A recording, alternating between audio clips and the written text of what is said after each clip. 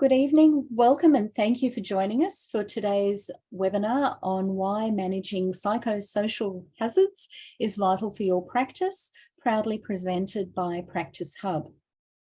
Firstly, in the spirit of reconciliation, PracticeHub acknowledges the traditional custodians of country throughout Australia and their connections to land, sea and community. We pay our respect to their elders past and present and extend that respect to all Aboriginal and Torres Strait Islander peoples today. Thank you again for joining us for the latest PracticeHub webinar. We have two speakers with us this evening who'll be addressing the questions that have come through during the registration process, for which we thank you. If you have any additional questions about today's topics during the webinar, please enter them into the chat. So our panel this evening is Angela Mason-Lynch. Angela is a risk advisor with Avant and has great experience as a practice manager of many disciplines and sizes. Angela has experience as a board member for multiple bodies in the healthcare system and as an accreditation surveyor, an assessor and trainer for the University of New England, and much more. And I am the other presenter tonight, Anna-Maria Gibb. I'm the co-creator of my practice manual, which is now PracticeHub. I have an established background in practice management and qualifications in business and adult education. Just a bit of housekeeping before we start. Everyone will be muted. If you have any questions, please enter them in the chat and we'll go through them as we go through the session this evening. A link to the recording of this webinar will be sent out to all registered attendees, along with a handout listing the resources that are referenced in the presentation. Let's get started. Angela, you're a risk advisor with Avant, so you hear a lot about those issues that become problematic for practices and practitioners. We're hearing more and more about psychosocial hazards. What's causing that and why is it important? Thanks, Anna-Maria. Yes, I'm sure that a lot of us haven't even heard the phrase psychosocial hazards until quite recently when the new law was brought about. And it is clearly problematic for our members because we get a lot of queries at the risk advisory service at Avant on, what are they supposed to be doing and how can we help them do it properly. So the new law came about. Safe Work Australia implemented the new law, which is the national body, but all the states have adopted these laws. So what they are is looking at the workplace safety and how you can do what you're supposed to be doing.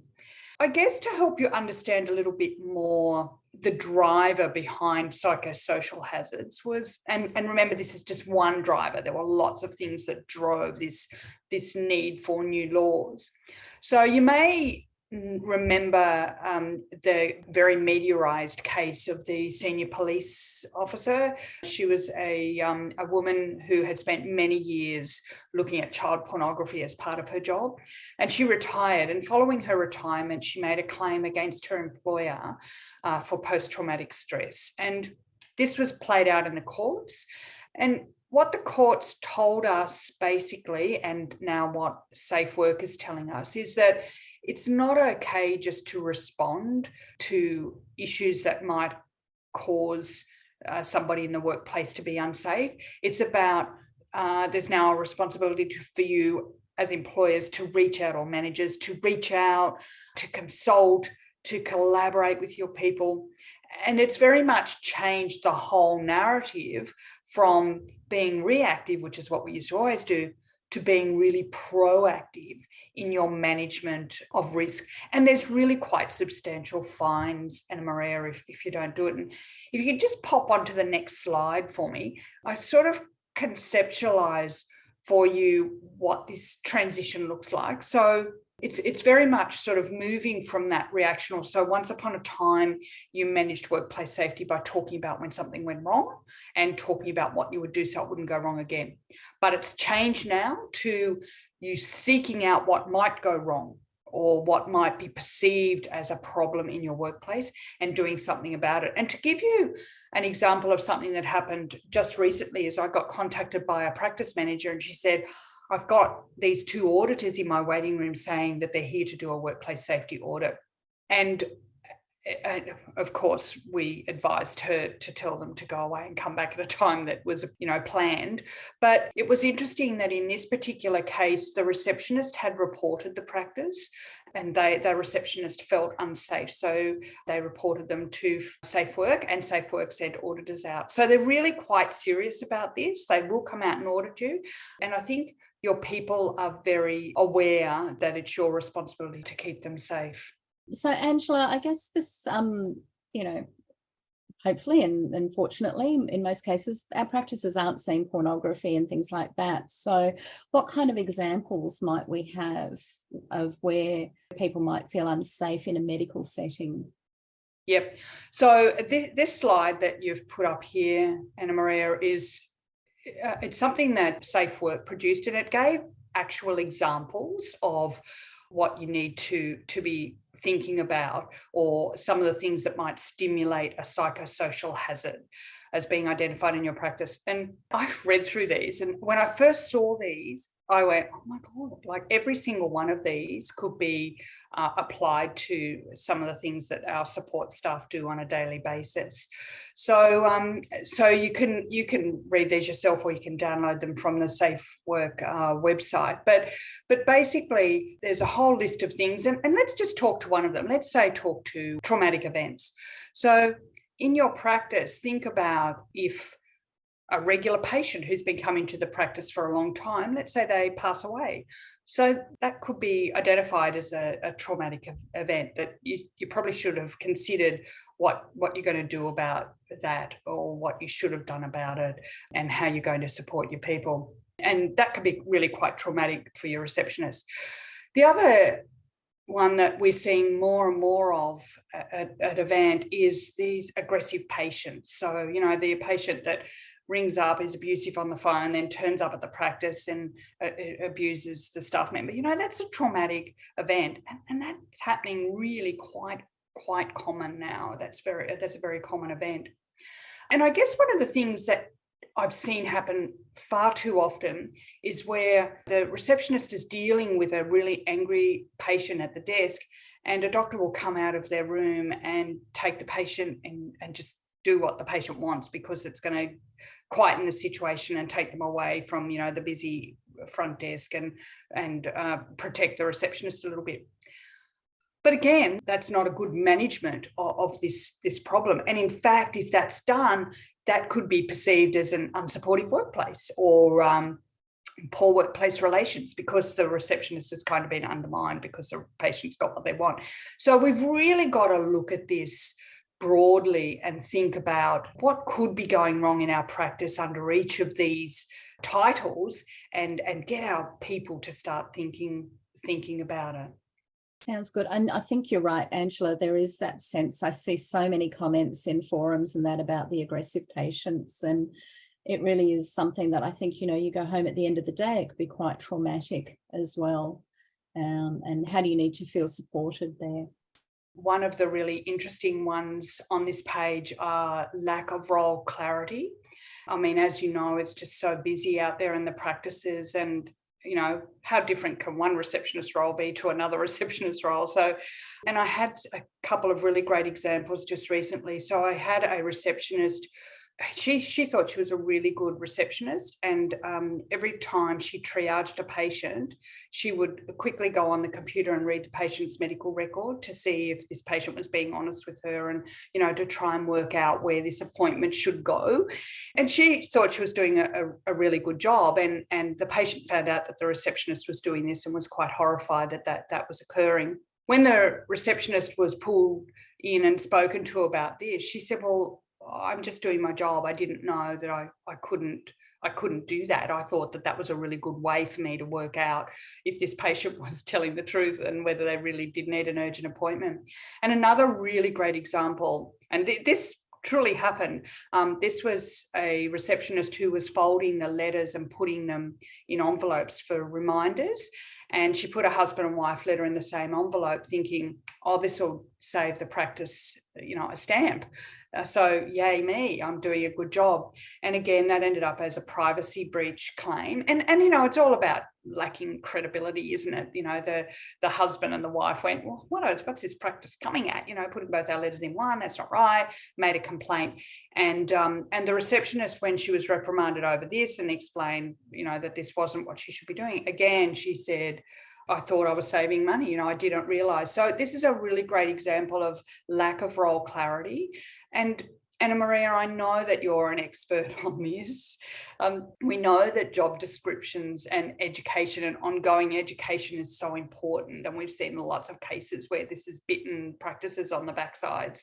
So if you were a manager using PracticeHub, what would you be doing about this?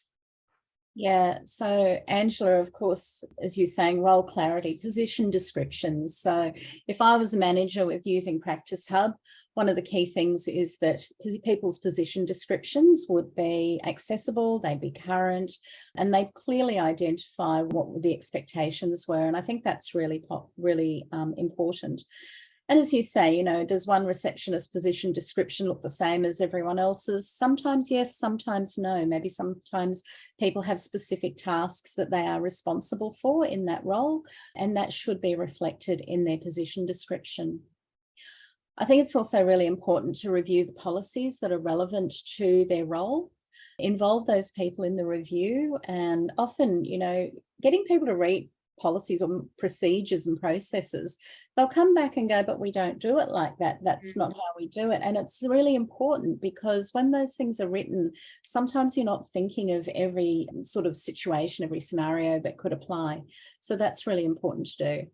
Have regular meetings with standing items in the agenda for risks and hazards. So you start to develop, I think, encourages that culture of people speaking out. It's not like, oh my goodness, we've identified a risk, do we speak out or not? But it's really more a case of this is part of our culture, see something, say something. So they feel comfortable. Try and be proactive. So, and that was in the earlier slide that we had, be proactive and preempt what could happen and have policies in place for that.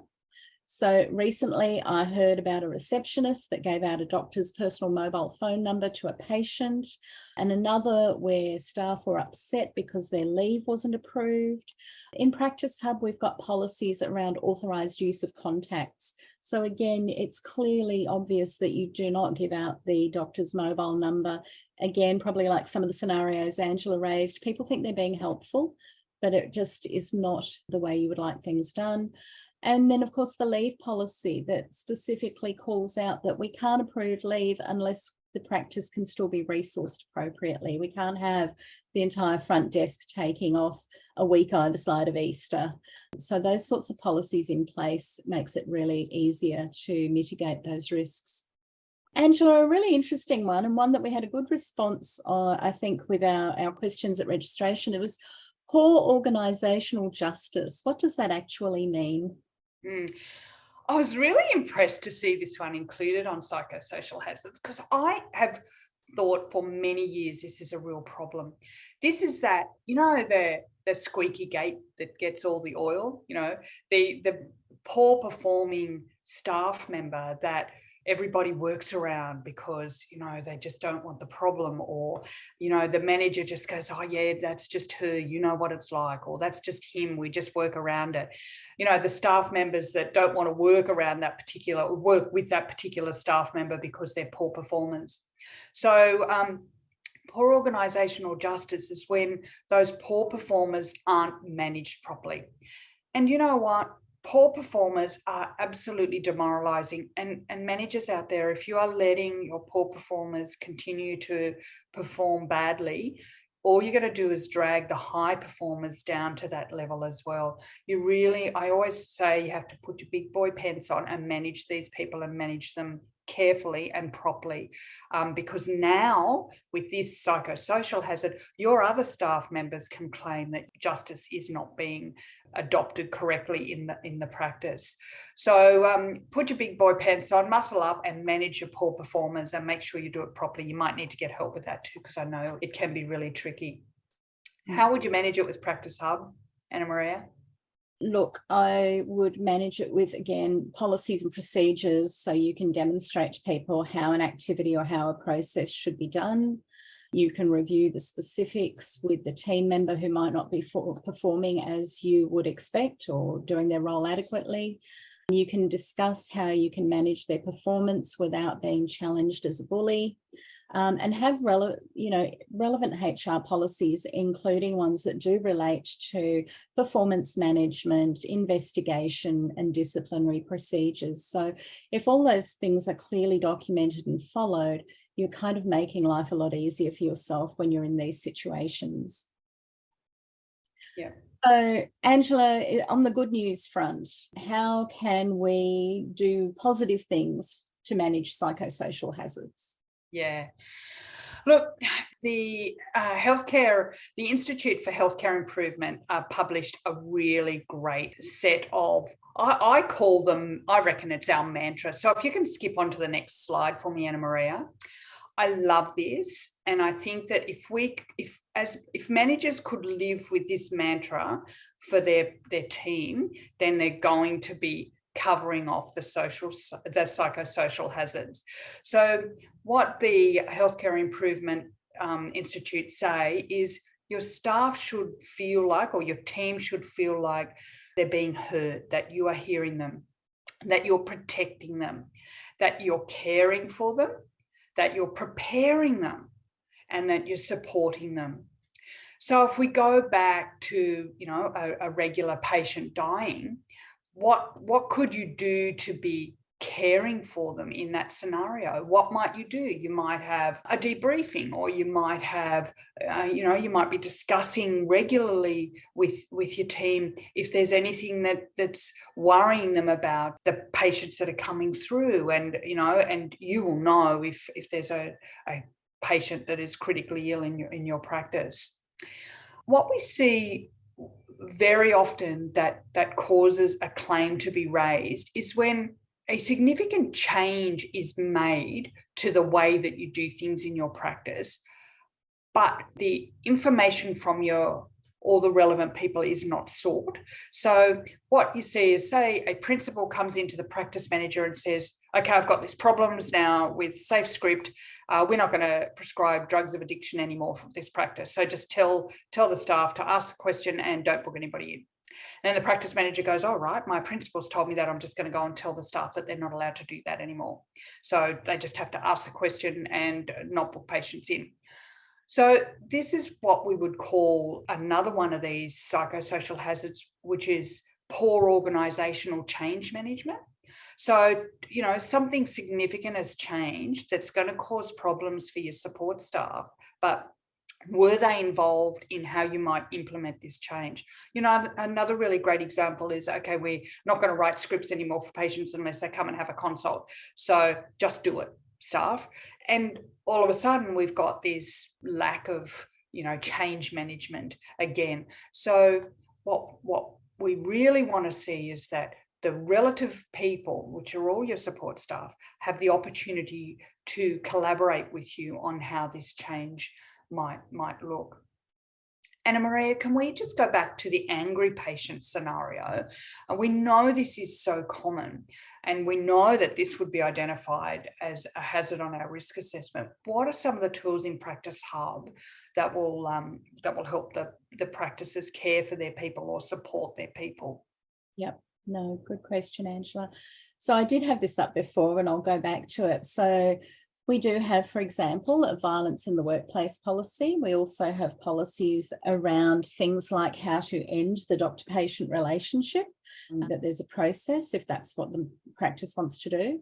In PracticeHub, we'd be recording our meeting minutes so they reflect the discussions that we've had, actions that we've agreed to as a team.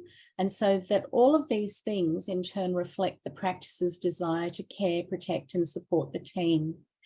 I think the other thing that it's worth highlighting here is with something like PracticeHub, we've also got this ability to get people to sign off. So I know sometimes people will say, oh, I didn't know about that, or nobody told me, or I couldn't find that information.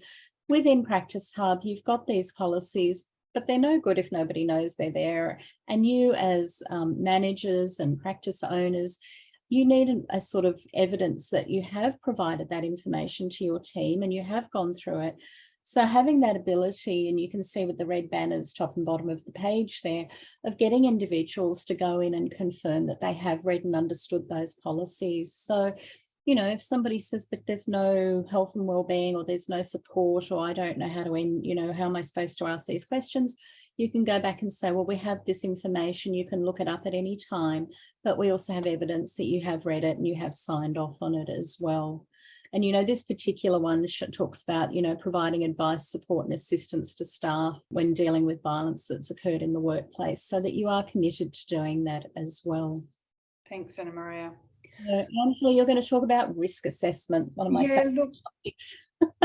I will, because what we're seeing, and this has definitely been sort of a rollout from COVID, but when something goes wrong, one of the pieces of evidence that we like to have so that we can respond on your behalf is a risk assessment. Like, we love your policies and procedures. We love to see that you've trained your staff. We love to see that you've consulted with your people. But risk assessments are a really succinct way of keeping it all in one document. For example, that staff member that rang Safe Work and said they felt that the practice wasn't protecting them, and the auditors went out, the first thing they're going to ask for when they do that audit is, let me see your risk assessment for psychosocial hazards in the workplace. So everybody here on this webinar should be very familiar with the word risk assessment, or the words risk assessment. We had to do it for COVID. Now we really have to do it under Safe Work as well. So your COVID risk assessment would sit in your Safe Work risk assessment. They can be one document, that's fine, but maybe just separated, within the document. So the same thought processes apply for a work health and safety risk assessment as what applied for your COVID risk assessment, which is identifying what the risks are for your practice, getting other people to help you identify what they might be, getting everybody in the workplace to think about, to brainstorm some ideas about how they can alleviate, either get rid of or make that psychosocial hazard more acceptable, or less detrimental, if you like. Now, look, risk assessments, just like with COVID, there is a whole lot of templates out there. I love this one. It's actually the Queensland Government Safe Work assessment template, but I've noticed a lot of bodies point to this as a really great option for getting, a template and then tailoring it to your practice. So, Anna Maria, what's in PracticeHub to help practices with their risk assessment? Yeah, so we have some register templates, and can I just point out at this stage, we will send links to people after the webinar to these resources, so don't stress. But yes, I love this Queensland one as well. So what we have in PracticeHub, we have some templates for risk registers. They don't need to be overly complex. So you can see we've got one there for the organisation-wide risk, and we break that up into business risk, clinical and safety risks, because I think, it's nice to be able to group these things. The ones we're talking about today would probably be down in the safety risks. And then there's a breakdown of those things. So there would be psychosocial risks as part of that as well. And I think the main thing here, if there's one thing I could highlight, it's about doing these things regularly and making them collaborative. So you can see there that I've done the review frequency of this to be once every month. So once a month, PracticeHub will prompt me to go in and just update that register. And then when you're doing that, if you're having monthly practice meetings, then you can use some of the content of the risks you've identified during the course of the month to talk through at the practice meeting, which in turn generates the minutes and actions from those discussions as well. So, and just using things like the inbuilt messages application to remind people if they've identified risks and they need to report them as well.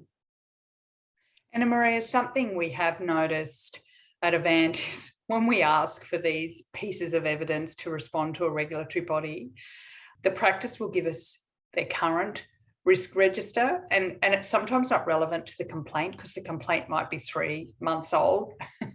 And as you know, that's a really big issue if there's been a substantial change to the practice or the laws in that 3 months. So how does PracticeHub manage? Yes, so you can see the examples there. I've got 2023. So if it were, me running the practice using this, every year I would start a new risk register and still be able to access the previous years. So you can see that trend of, what risks were identified going back for longer than just the current year or the current months as well. So you've got that sort of audit trail of the things that you've reported. Angela, we've got 3 minutes. Do you have any last minute top tips or things that you'd want to tell our audience tonight? That slide that we showed, that Safe Work actually outline all the things that could be psychosocial hazards. I probably don't recommend you use that as, you need to use it as a guide when you're doing your risk assessment and thinking about what's going on. But I think it's more important that you build this culture with your people that you care about them and let them come to you with complaints so that then you can put them under those headings rather than put the headings out to your staff and go, here you go, here's all the psychosocial hazards, list what you think they are for you. I don't think that works as well. And these have been trialled now for, we're going on 8 months now that practices started really doing these. And I think what seems to work best is if you as the managers keep these lists of psychosocial hazards, but you say to your team, okay, I want to care for you, and create that culture of caring. So tell me how I can care for you better with what you're doing in your job. Tell me what's upsetting you. Tell me what you don't like at the end of the day. Tell me what's made your work today not enjoyable. I think it's all about creating that culture of care and support. And remember that: hear me, protect me, care for me, prepare me, and support me. Make it your mantra. Yes. And as I said earlier, we'll send a link to this, but I particularly love this resource. And when you do get the link, please have a look, because one of the things I like is it's so practical and it has like conversation starters. So what's the kind of phrasing you want to use when you're asking people, how can I protect you? What can we do to care for you? It actually gives you some sort of wording and as I say, conversation starters, which I think makes it a really practical tool and very easy to use and to keep using as well. Yep. All right, well, I will do the quick wrap up. I hope you have found this really useful. Thank you for joining us this evening. A recording of the webinar will be sent out to you next week, along with details of our next webinar. There is a survey at the end of this webinar. Please complete it if you have a moment. We really do value your feedback, in particular your suggestions for topics that you would like us to cover in the future. On that note, I'll wish you a good evening and look forward to seeing you next time. Thank you. Thanks. Bye.